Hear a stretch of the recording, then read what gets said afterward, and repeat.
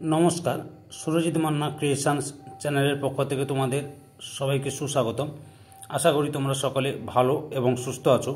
আমি তোমাদের জন্য এই ভিডিওটিতে তুলে ধরছি 2025 সালের উচ্চ মাধ্যমিক পরীক্ষার্থীদের জন্য এবিটি টেস্ট বা 2024-2025-এর রাষ্ট্রবিজ্ঞান তথা পলিটিক্যাল সায়েন্সের যে সমস্ত পেজগুলি রয়েছে তার মধ্যে আমি এই ভিডিওটিতে তুলে ধরছি এসি 246 নম্বর পেজে রাষ্ট্রবিজ্ঞানের প্রশ্নপত্রের সেটের এমসিকিউ প্রশ্নের সম্পূর্ণ সমাধান করছি। অলরেডি তোমাদের সামনে আমি এসি 1 থেকে এসি 213 নম্বর পেজ পর্যন্ত প্রশ্নের সমাধান করে দিয়েছি। তোমরা ওই ভিডিওগুলো দেখতে চাইলে আমার চ্যানেলের প্লেলিস্টে গিয়ে দেখে নাও, নাহলে এই ভিডিও ডিসক্রিপশনে তার লিঙ্ক দেওয়া আছে, ওখানে ক্লিক করে দেখে নিতে পারো।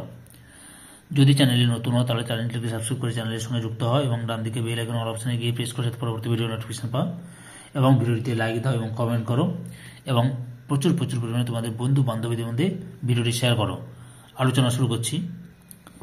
প্রথম প্রশ্ন, ওয়ারস চুক্তি সংগঠিত হয় কার উদ্যোগে? অপশান সিতে সোভিয়েত ইউনিয়ন। 2 দাগে পঞ্চশীল চুক্তি স্বাক্ষরিত হয় কত সালে? অপশান সিতে 1954 সালে। 3 নম্বর প্রশ্ন, the cold war a study in US foreign policy গ্রন্থটির রচয়িতা? অপশান সিতে ওয়াল্টার লিপম্যান। 4 দাগে ভারত ও পাকিস্তানের মধ্যে লাহোর ঘোষণাপত্র স্বাক্ষরিত হয়? অপশান এতে 1999 সালে। 5 দাগে সার্কের প্রথম শীর্ষ সম্মেলন অনুষ্ঠিত হয়েছিল? অপশান ডিতে ঢাকায়। 6 দাগে সার্কের প্রতিষ্ঠাকে ভারতের চাণক্য পরিকল্পনা বলে অভিহিত করেছেন? অপশান এতে পাকিস্তান। 7 নম্বরে সম্মিলিত জাতিপুঞ্জের সদস্য হওয়া প্রতিটি রাষ্ট্রের জন্য? অপশান এতে আবশ্যিক। 8 দাগে জাতিপুঞ্জের মহাসচিব নিরাপত্তা পরিষদের সুপারিশ অনুসারে এর দ্বারা নির্বাচিত হন? অপশান এতে সাধারণ সভা। 9 দাগে নিরাপত্তা পরিষদের অস্থায়ী সদস্যদের কার্যকাল? অপশান এতে 2 বছর। 10 দাগে ভেটো প্রদানের ক্ষমতা আছে কেবলমাত্র? অপশান ডিতে নিরাপত্তা পরিষদের স্থায়ী সদস্যদের। 11 দাগে ক্ষমতা স্বতন্ত্রীকরণ নীতির প্রধান প্রবক্তা হলেন? অপশান এতে মন্তেস্কু। 12 নম্বরে বহু পরিচালক বিশিষ্ট শাসন ব্যবস্থার উদাহরণ হল? অপশান ডিতে সুইজারল্যান্ড। 13 নম্বরে দ্বিকক্ষ বিশিষ্ট আইনসভার সমর্থক হলেন? অপশান এতে জে.এস. মিল। তারপরে 14 নম্বরটি লক্ষ্য করো। 14 নম্বরে রয়েছে ন্যায় বিচারের দীপশিখাটি অন্ধকারের মধ্যে নিভে গেলে কি ভীষণ সেই অন্ধকার? একথা বলেছেন? অপশান সিতে লর্ড ব্রাইস।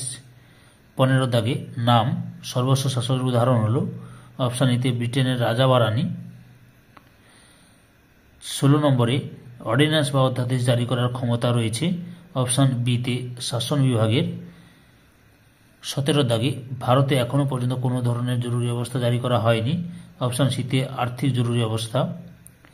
তারপরে 18 দাগে রাজ্যপালকে সোনার খাঁচায় বন্দি পাখি বলেছেন?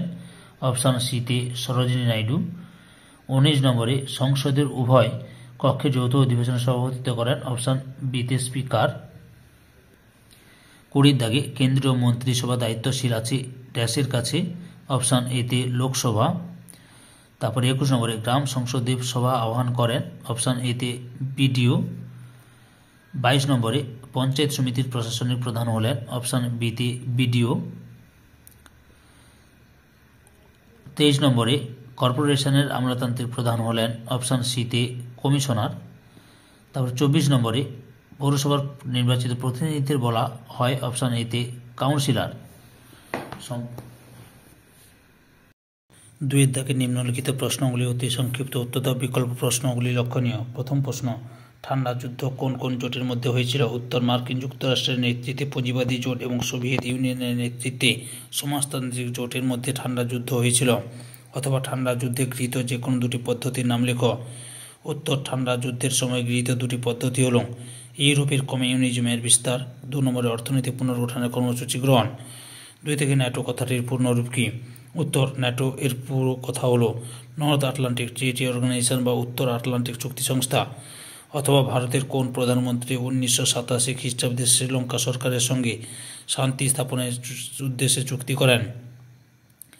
উত্তর ভারতের প্রধানমন্ত্রী রাজীব গান্ধী 1987 সালে শ্রীলঙ্কা সরকারের শান্তি স্থাপনের জন্য চুক্তি করেন। তারপরে 3 নম্বরে 123 চুক্তি কি? উত্তর 2007 খ্রিস্টাব্দে ভারত মার্কিনের মধ্যে যে অসামরিক পরমাণু চুক্তি স্বাক্ষরিত তা 123 চুক্তি নামে পরিচিত।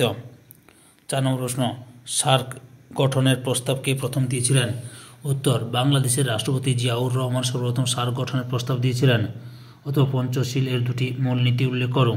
উত্তর পঞ্চশীলের যে 5টি নীতি স্বাক্ষরিত হয় তার মধ্যে অন্যতম দুটি হল প্রত্যেক রাষ্ট্রের ভৌগোলিক অখণ্ডতা ও সার্বভৌমত্বের প্রতি পারস্পরিক শ্রদ্ধা প্রদর্শন। 5 নম্বরের সাপটার পূর্ণরূপ কি? উত্তর সাপটার পূর্ণরূপ হল south Asian preferential trade agreement.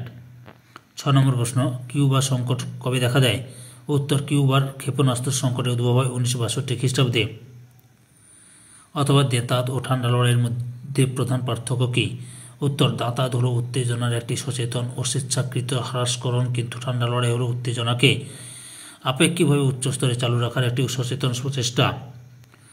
7 দাগে সাধারণ সভায় প্রতিটি সদস্য রাষ্ট্র কতজন প্রতিনিধি পাঠাতে পারে? উত্তর সাধারণ সভায় প্রতিটি সদস্য রাষ্ট্র অনধিক 5 জন প্রতিনিধি পাঠাতে পারে। অথবা সাধারণ সভায় কতজন সভাপতি ও কতজন সহসভাপতি থাকেন? উত্তর সাধারণ সভায় 1 জন সভাপতি এবং 21 জন সহসভাপতি থাকেন। 8 নম্বর প্রশ্ন, অর্থনীতি ও সামাজিক পরিষদের দুটি বিশেষজ্ঞ সংস্থার নাম লেখ। উত্তর অর্থনীতি ও সামাজিক পরিষদের দুটি বিশেষজ্ঞ সংস্থা হল ইউনেস্কো, FAO, এছাড়াও ILO, IMF প্রভৃতি বিশেষজ্ঞ সংস্থাগুলি উল্লেখযোগ্য। অথবা অর্থনীতি ও সামাজিক পরিষদের একটি কাজ উল্লেখ করো। উত্তর সম্মিলিত জাতিপুঞ্জের অর্থনীতি ও সামাজিক পরিষদের একটি কাজ হল জাতিপুঞ্জের বিশেষ সংস্থাগুলির কাছ থেকে যা কাজকর্মের প্রতিবেদন নিয়মিত সংগ্রহ করা ও সেগুলিকে সাধারণ সভায় উপস্থাপন করা। এছাড়া মানবাধিকার ও মৌলিক স্বাধীনতা সংরক্ষণ করা ও অর্থনৈতিক সামাজিক পরিষদের অন্যতম কাজরূপে পরিচিত। 9 দাগে সম্মিলিত জাতিপুঞ্জের বর্তমান মহাসচিবের নাম কি? উত্তর সম্মিলিত জাতিপুঞ্জের বর্তমান মহাসচিবের নাম অ্যান্টোনিও গুতেরেস। 20 নম্বরে IMF এর পুরো নাম কি? উত্তর IMF এর পুরো নাম হল ইন্টারন্যাশনাল মনিটারি ফান্ড। অথবা জাতিপুঞ্জের স্থায়ী সচিবালয় কোথায় অবস্থিত? উত্তর জাতিপুঞ্জের স্থায়ী সচিবালয় নিউ ইয়র্ক শহরে অবস্থিত। 11 দাগে আমলাতন্ত্র বলতে কি বোঝো? উত্তর রাষ্ট্রের প্রশাসনিক কার্যে নিযুক্ত আমলাদের দ্বারা পরিচালিত প্রশাসনিক ব্যবস্থাকে আমলাতন্ত্র বলা হয়। অথবা 1 কক্ষ বিশিষ্ট আইনসভার বিপক্ষে একটি যুক্তি দাও। উত্তর 1 কক্ষ বিশিষ্ট আইনসভার বিপক্ষে যুক্তিটি হল এই আইনসভা যুক্তরাষ্ট্রীয় ব্যবস্থার পক্ষে অনুকূল নয়, কারণ 1 কক্ষ বিশিষ্ট আইনসভায় স্বৈরাচারী আইন প্রণয়নের প্রবল সম্ভাবনা থাকে। 12 দাগে বিচার বিভাগের স্বাধীনতা রক্ষার যে কোনো দুটি পদ্ধতি উল্লেখ করো। উত্তর বিচার বিভাগের স্বাধীনতা রক্ষার জন্য বিচারপতিদের কার্যকালের স্থায়িত্ব একান্ত প্রয়োজন এবং 2 নম্বরে বিচার বিভাগকে আইন বিভাগ ও শাসন বিভাগের প্রভাবমুক্ত রাখা প্রয়োজন। অত ভারতের দ্বিকক্ষ বিশিষ্ট আইনসভা আছে এমন দুটি রাজ্যের নাম কি?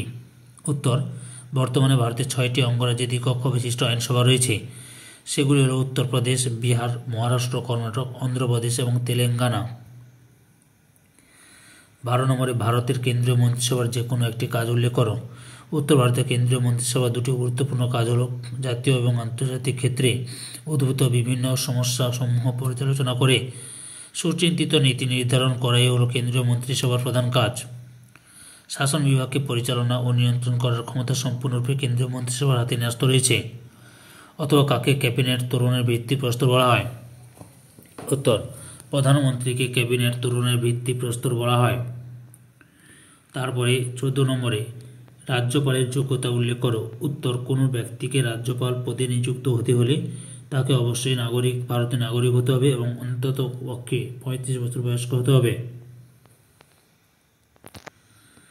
15 নম্বরে পশ্চিমবঙ্গে পঞ্চায়েত ব্যবস্থার সর্বোচ্চ স্তরের নাম কি? উত্তর পশ্চিমবঙ্গে পঞ্চায়েত ব্যবস্থার সর্বোচ্চ স্তরের নাম জেলা পরিষদ। অথবা গ্রাম সংসদ কাদের নিয়ে গঠিত হয়?